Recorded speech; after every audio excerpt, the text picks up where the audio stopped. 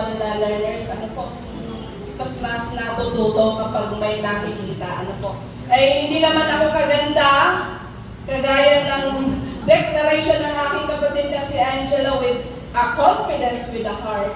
Meron siyang confidence na siya ang pinakamaganda sa aming magkakapatid. Pero dalangin ko po sa Lord na gagamitin ako sa oras na ito upang maihayag ang salita ng Diyos sa buhay ng bawat isa.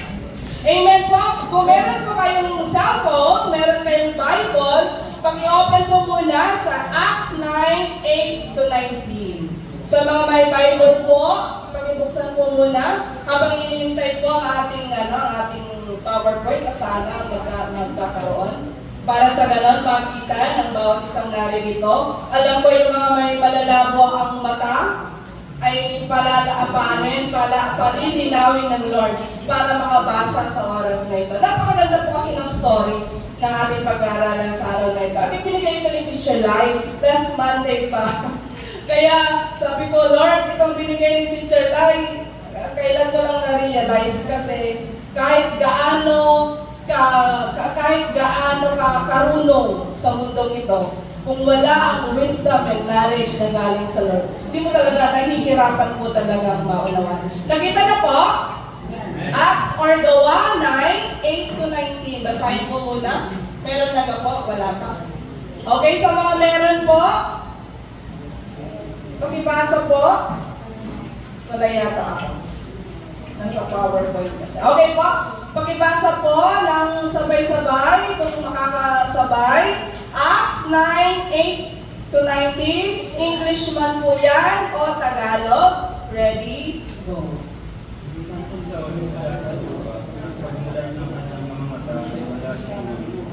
Kaya nilang pinakalis sa mga Palestinas sa Damas. Sa daw ng pagpaparaw sa walang hindi kumain.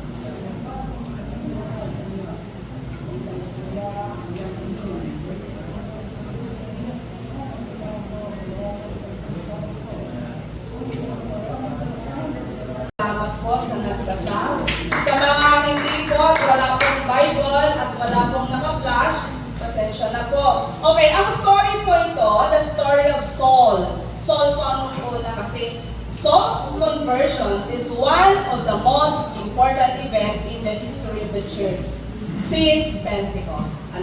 Sa Bible, alam niyo sa tunay na buhay mga kapatid, talagang natututo din po. Preaching, so napapakinggan ko lang, iba po talaga kapag ito po ay ating nababasa.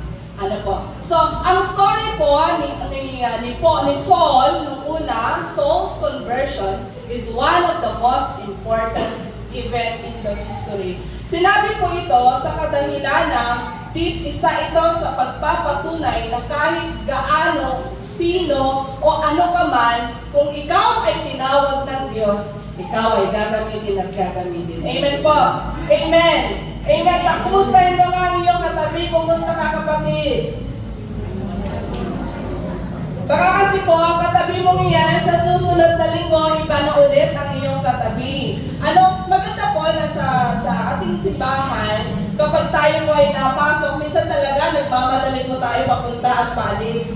Pero makabubuti sa bawat isa sa atin na ang ating katabi ay nakikita natin, nakakamusta natin. Ano po ang sagot kaya ng katabi natin? Amen. Mabuti? Hindi mabuti? O may pinagdadaanan? Ano man ang sagot ng iyong katabi? Napakaganda po na at least alam mo bilang kapatid. Amen po. Kasi po, minsan kasi hindi na, yung kumusta ka, ang pinakagasgas, isa sa pinakagasgas na tanong sa katabi, sa kakilala. At isa rin ito sa isang pinakasinungaling na sagot na natatanggap o naririnig. Tama, mali? Siguro ang iba tama, ang iba ay mali. Depende sa iyong kausap. Pero kapag kapatid mo naman kay Kristo, siguro mas maigi namang magsabi para may pag-pray ka. Diba? Kasi kapag sinabi mo sa katabi mo ka ngayon na hindi mabuti dahil may pinagdadaan ng problema sa bahay, siguro a little short prayer can do a lot of things. Ano po? Kasi nadidiscern mo naman, minsan napagalitan kasi nga, halimbawa, napagalitan kasi ang tagal-tagal gumising. Siyempre, ang mga ina, lalo ng mga ina talaga, ano po, medyo trumpeta talaga yan sa umaga pag araw ng linggo. Kung pag napagalitan, minsan iba ng mood.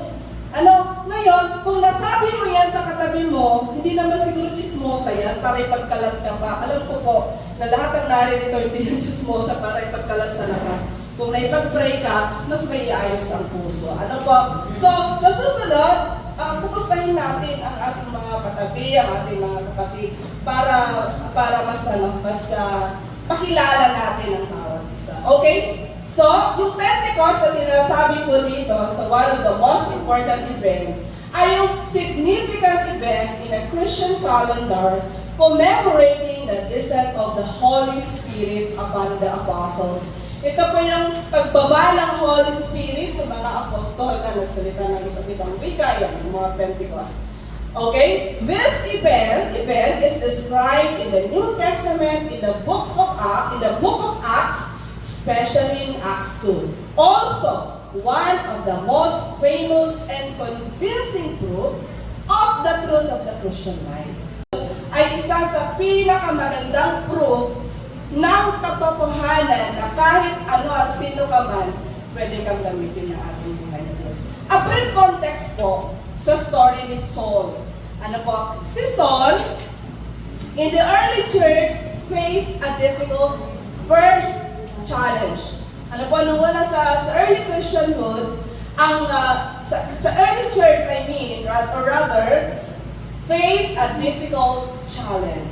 Kasi po, si Saul is a persecutor, attacked believers, put them in jail, and then even killed some of them. So ito si Saul noon.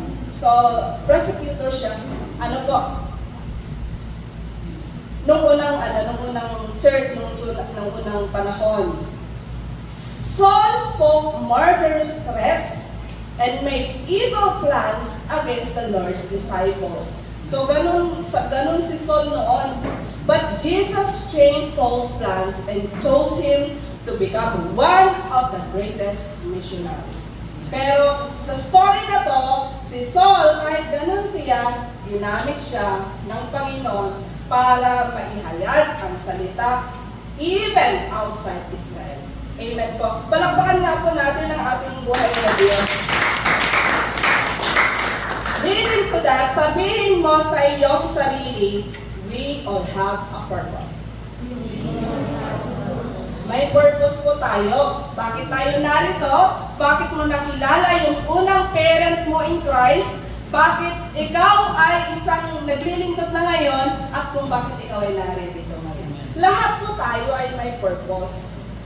Sa naman nangyayari sa ating buhay, may purpose. In this story of Ananias, everybody say Ananias. Ananias. Si Ananias dito sa story, Christ specifically calls upon Ananias.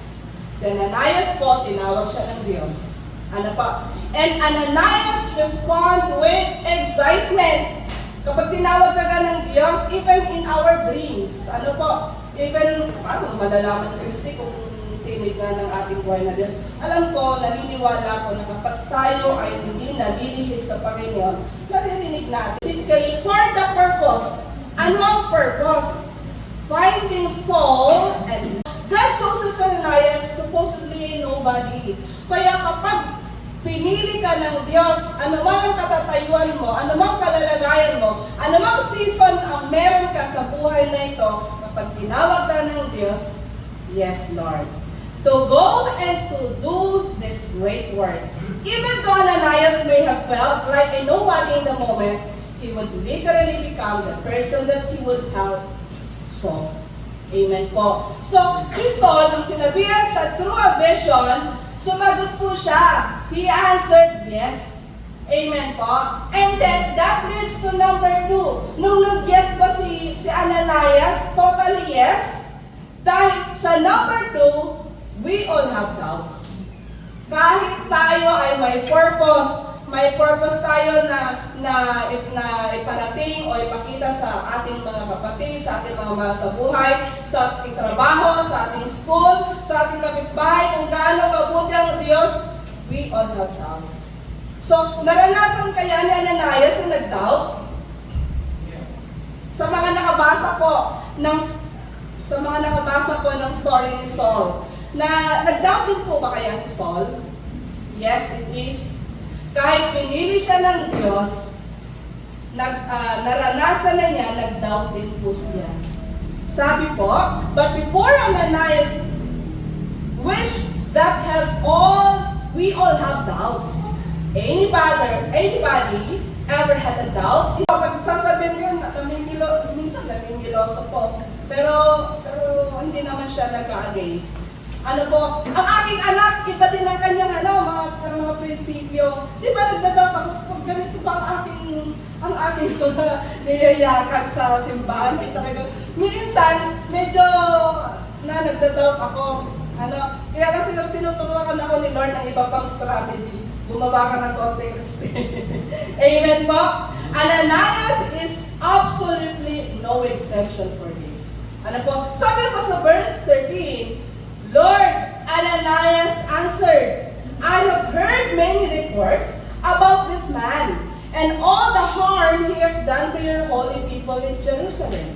Sabi ni Ananias, Lord, marami akong narinig na report, marami akong narinig na balita patungkol po kay Saul.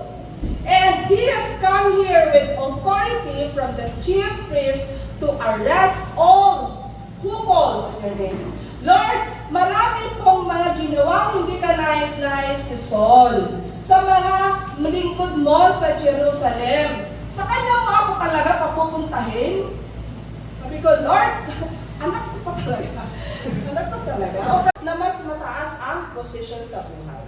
So, kung siguro, kung ako sa panahon din noon, magsasabi din talaga ako kay Lord, Lord, kilala ko naman ba't ako dadating doon? So not just a scary man, but a scary man that is being backed up by one of the most powerful religious bodies of that time. So, fully aware si Ananias na si Saul ay meron siyang backer na may mataas sa posisyon sa Sanhedrin. So, sa number 3, we all have a calling. Sabihin niyo po sa iyong katabi, we all have a calling. Minsan nakakaano to, ang calling na yan ay, minsan natatakot o nakakatakot din yung calling na yan. Kasi kapag meron po tayong calling, parang marami na tayong hindi pwedeng gawin. So, we find out that it's not just about having a purpose or even having a little self-doubt, but also in the confusion of the world. So, God does one of the most amazing things. Ano yon? He provides everything we need sa buhay natin. Sa verse 15, sabi po niya, but the Lord said to Ananias, syempre nagda-doubt siya, Lord, dalhin mo po ako doon, ganito po yun Pero sabi ni Lord, but the Lord said to Ananias, go, this man is my chosen instrument to proclaim my name to the Gentiles and their kings and to the people of Israel. I will show him how much he must suffer for my name. So sabi ni God sa kanyang vision, pumunta ka, kasi gagamitin ko yung taong yan. Sabihin mo sa iyong katabi, gagamitin ka ni Lord. Amen. Parang hindi naman.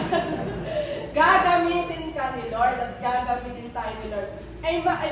Sister Christy, ako pa ay bata pa Ako ay matanda na Ako ay wala namang natapos. Ako naman ay nag-aaral pa. Kapag may inusap sa iyo ang Diyos through vision, ano man ang kalalagayan mo, hindi papayag ang Diyos na hindi ka gagamitin gagamitin sa anumang sitwasyon mo sa iyong buhay. Amen po! Palakpakan po natin ang ating Panginoon na Diyos.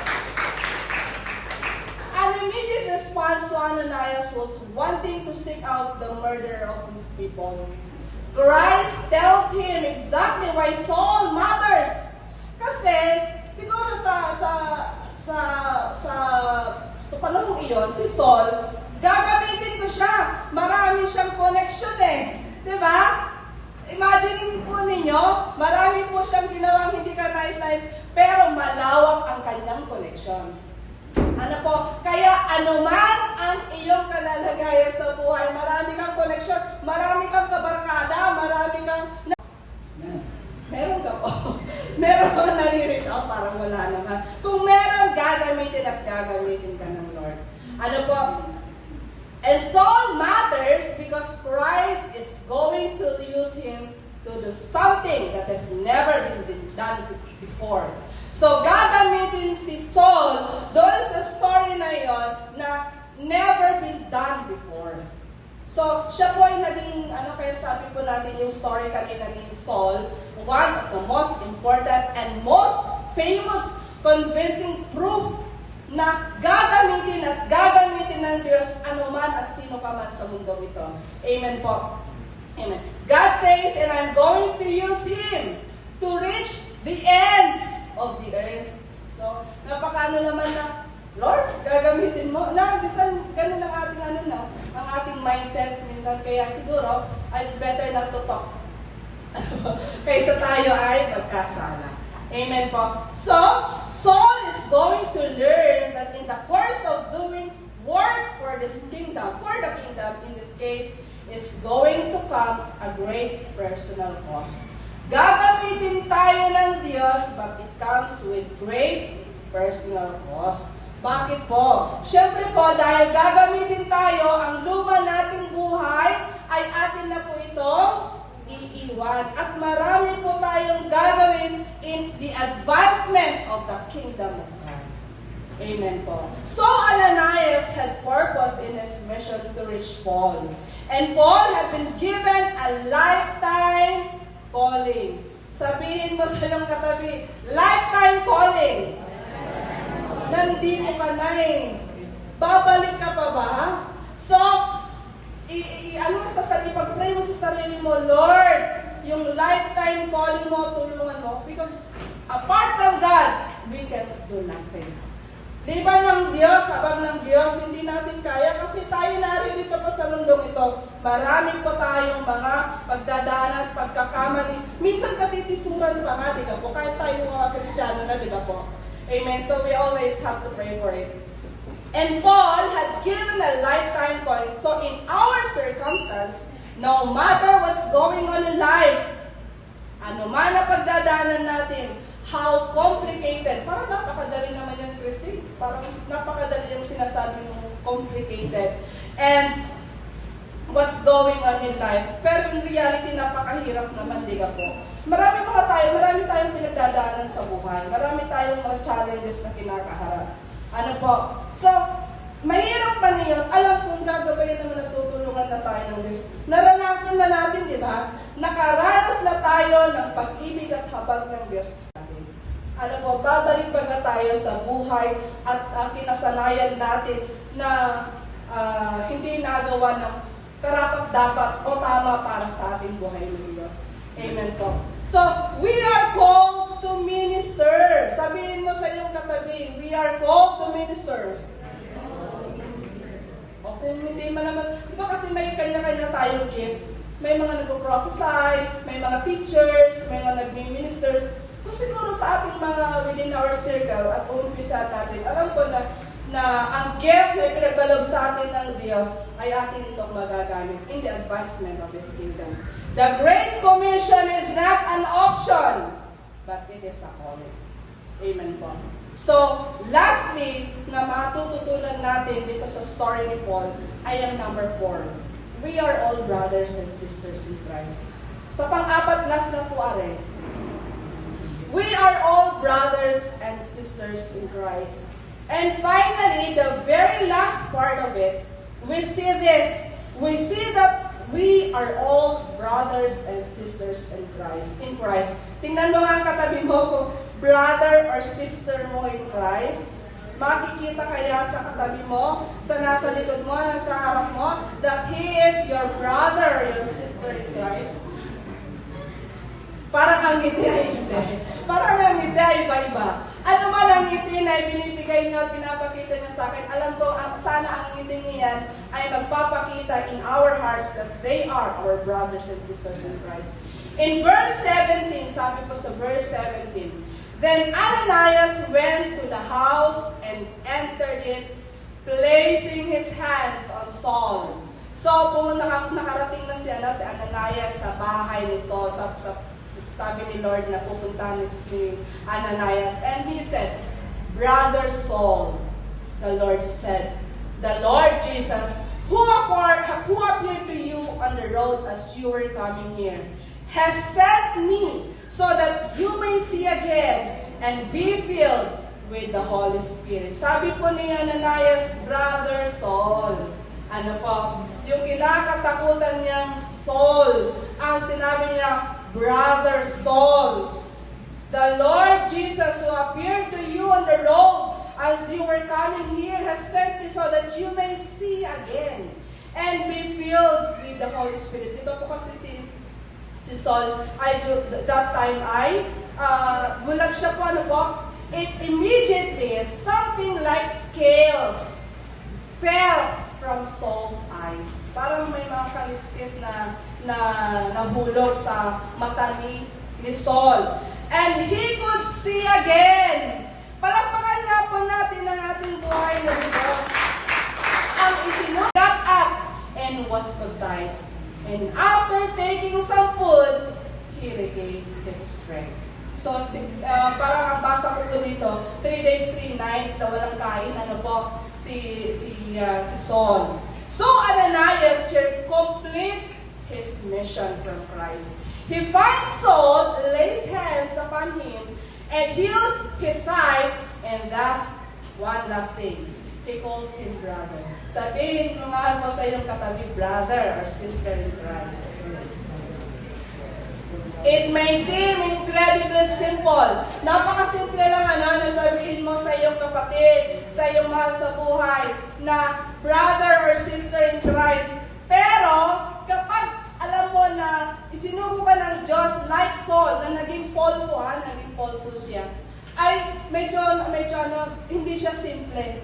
Kung halimbawa, pupuntahin ka, pumunta ka kay Mayor, pumunta kay Governor, pumunta ka sa mga ganitong tao. Ano po, minsan natatakot nababalisa tayo, nagdududa tayo. Kasi even yung approach natin sa ating anak or kapatid, medyo nahihirapan na tayo. Much or more kung sa iba tayo magre-reach out. Pero kapag tayo ay nagbigay ng vision sa atin ng Lord to do that purpose, to do that calling, then sana po ay tayo po ay tutugon sa mga panawagan.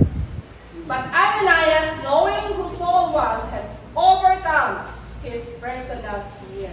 So, na-overcome niya. Alam mo, hindi naman siya agad-agad nakaka-overcome ng kanyang fear, kundi sa tulong at biyaya ng ating buhay na Diyos. Ano man pagdududa na nararanasan natin ngayon sa pag-reach out sa ating mga mahal sa buhay, alam ko na ang Diyos ay tutugon at tutulong sa atin upang sa ganun maka-reach out tayo sa ating mga mahal sa buhay. Hindi po pwedeng tayo ay nakaupo lamang. Ano po? Kasi may mission tayo. May calling po tayo. And that's something I think is really complicated for us. So sa mundo natin ngayon, siguro komplikado po ang bagay na iyon.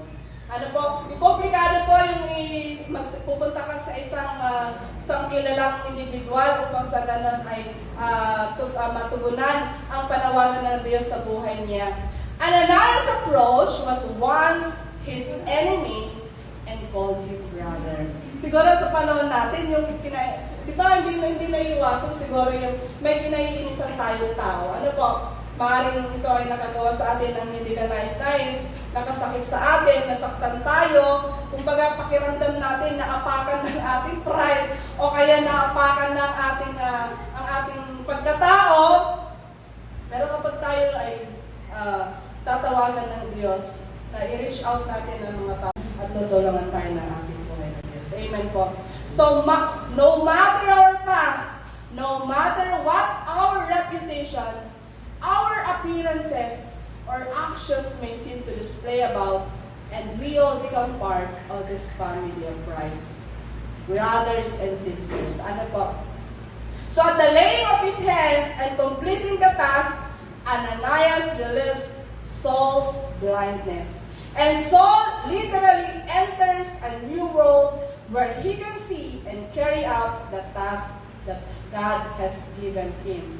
And as the verse closes, Saul recovers and prepares for the great ministry that is left before him. Palakpakan nga po natin ang ating buhay ng Diyos.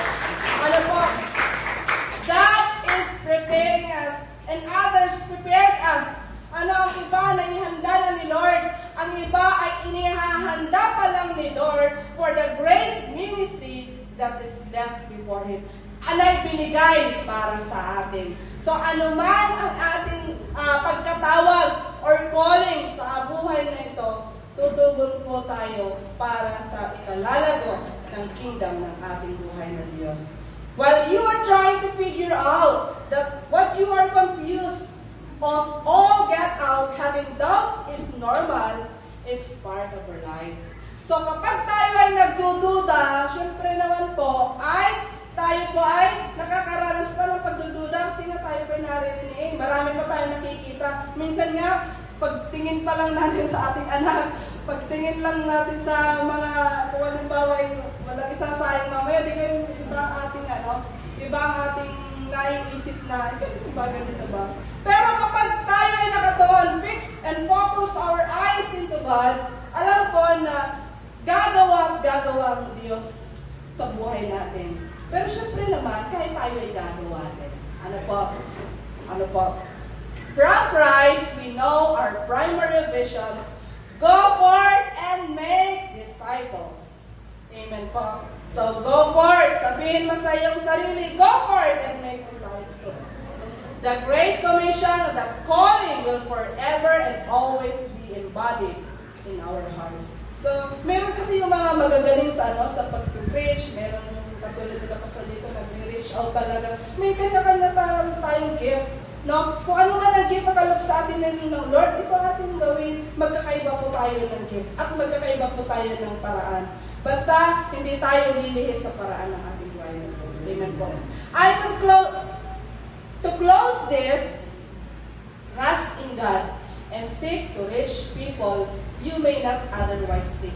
Ano po? So, umpisan natin sa ating family circle. Hindi pa naman matagal ko na po pinagpapray ang aking asawa, maging aking mga anak. Hindi ko pa nakikita ngayon ang result. Pero naniniwala akong hindi pa payag ang Diyos na hindi ko sila nakakasama. Needs good news. Sa bundong ito, kailangan nila ng good news. Kasi kapag manood ka sa television, magbasa ka sa Facebook, kaya ako minsan hindi rin ako mahilig sa Facebook, sa social media. Pero kapag nanonood ako, talagang sama na ng pasama at pahirap na ng pahirap ang mundo. Ano po? Kung manonood tayo, makikinig tayo sa mga balita, talagang medyo disaster. Mas maraming disaster kaysa good news. But people need good news. Our family need good news. Our loved ones, our environment, sa school, sa working environment natin, housewife ka man or house-husband ka man, you need good news and you have to give good news to others. Ano po? And we are called to do the mission to make disciples. We are just a little different. But in the reality is, every single person needs Christ. Sabihin mo sa iyong katabi, every single person needs Christ. Lahat kailangan ang Jesucristo sa ating buhay. Those people are probably the people that need Jesus the most. Maaaring yung pag-sharean mo ng salita ng Diyos, they need it most. Jesus Our mission is in this church, so His church. Don't be distracted by the way the world looks. Madistract man tayo, kaya lang magpapatuloy po tayo sa gawain ng ating bahay na Diyos. We are called to be different. We are called to a higher purpose. Pumalakpak ka sa buhay na Diyos ang may pagkatawag, ang may mataas sa pagkatawag. And that higher purpose, this means that we need to bring the gospel to each and every person that we see. And that means stepping out of our comfort zone. Kasi syempre kapag nasa comfort zone po tayo, pag tayo ay namumuhay, kasarap namang ano lang magtatrabaho lang, hindi magnangawa. Kasi kapag ako'y mag-share, baka ako pa kung ano pang sasabihin at pipilosopuhin pa ako ng mapag-sharean ko, baka kayo makapagsalita pa ng pag ganun po tayo, naku, hindi na tayo makakapag-reach out. Ano po? So, lahat po tayo ay tumayo as we close. But brothers and sisters in Christ, don't forget, we don't do this alone. We do so with one another and with the Holy Spirit in our hearts, which means with God, all things. Heavenly Father, we praise and glorify your name. Salamat po sa umaga nito, sa pagpapaalala mo sa amin, that we can be Ananias in our modern day times. Gamitin mo po kami, O Lord. Help us, O Ama, upang sa ganon, we can do our calling to this world. Patawarin mo kami, Ama, kung sa aming pag-reach out, nagiging kapinisuran po kami.